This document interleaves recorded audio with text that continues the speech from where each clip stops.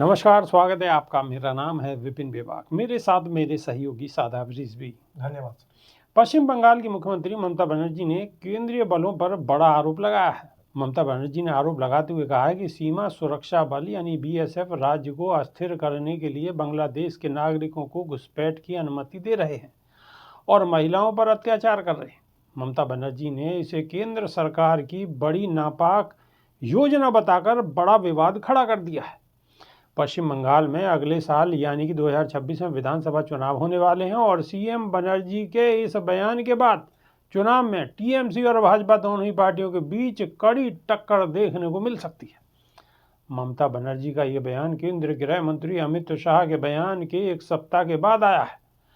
पश्चिम Bengal CM Mamata Banerjee ने कहा है कि सीमा सुरक्षा बल बंगाल के विभिन्न इलाकों में घुसपैठ की अनुमति दे रही है और महिलाओं पर अत्याचार कर रही है।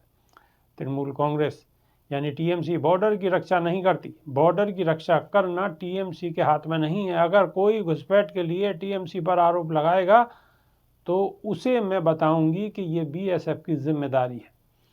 ममता बनर्जी ने आगे कहा है कि पुलिस महानिदेशक डीजीपी को जांच करने और उन इलाकों की पहचान करने के ऑर्डर दिए जाएंगे जहां से बीएसएफ घुसपैठ की अनुमति दे रही है। पुलिस और केंद्र के पास इसकी सारी जानकारी है। मैं इस बारे में केंद्र सरकार को चिट्ठी भी लिखूंगी।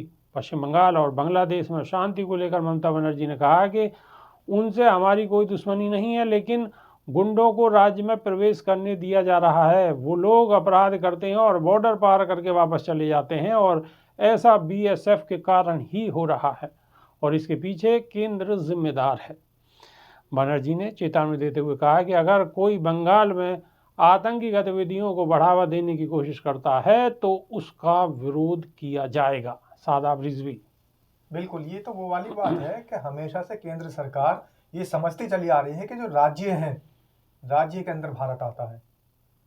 शायद ये भूल गए कि केंद्र सरकार के अंदर ही सारे राज्य आते हैं। पूरा भारत देश जिसके ऊपर आप स्वामित्व रखते हैं, जहां पर आप सत्ता पर काबिज हैं, वो पूरा भारत देश है। और जो राज्य हैं, राज्य आप ही के अधीन आते हैं, सरकारें भले से किसी की भी हो।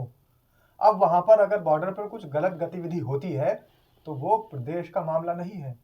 अगर प्रदेश के अंदर भी कोई दुर्घटना होती है तो देश की सुरक्षा का मामला है। तो आप दोहरी राजनीति करते हैं और हमेशा से दोहरी राजनीति के तहत आप प्रदेश की सरकारों को कोस देते हैं। जहां पर भारतीय जनता पार्टी की सरकारें नहीं हैं, आप उसी प्रदेश को टारगेट करते हुए वहां को बिल्कुल उस राज्य को अनाथ छोड़ रहे हैं। ये बड़ी दिक्कत वाली बात है और ये दिक्कत एक बड़ा विकराल रूप ले सकती है और ये देश प्रदेश की नहीं, पूरे देश की सुरक्षा में सेंधमारी का भी सामना करने वाली बात सामने आ रही है।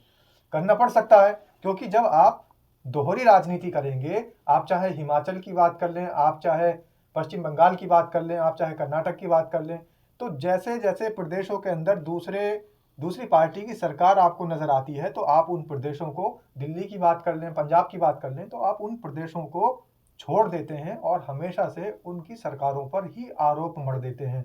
जबकि काम आरोप मढ़ने का नहीं होना चाहिए, काम होना चाहिए देश की सुरक्षा का, देश की सुरक्षा एजेंसियों को मुस्तैद करने का और देश की सुरक्षा बल को वहां पर तबीयत से और मुस्तैदी के साथ आपको ऑर्डर देने का कि आखिर हमारे प्रदेशों के अंदर किस तरीके से घुसपैठ हो रही है, हमारे प्रदेश की बॉर्डर्स को किस तरीके से छेड़ा जा रहा है। ये एक विषय होना चाहिए, लेकिन विषय ये नहीं होता।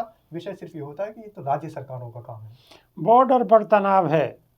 आने वाले समय में पश्चिम बंगाल में चुनाव है और इस तरीके की चर्चाएं आपको आम मिलेंगी। बहुत सारी खबरें आएंगी, लेकिन ये सारी खबरों पर बस एक ही बात कहते नजर आएंगे, दीदी ओ दीदी। बस दीदी ओ दीदी। कमेंट के माध्यम से अपनी राय जरूर रखिएगा। बहुत बहुत शुक्रिया। धन्यवाद। नमस्कार। धन्यवाद।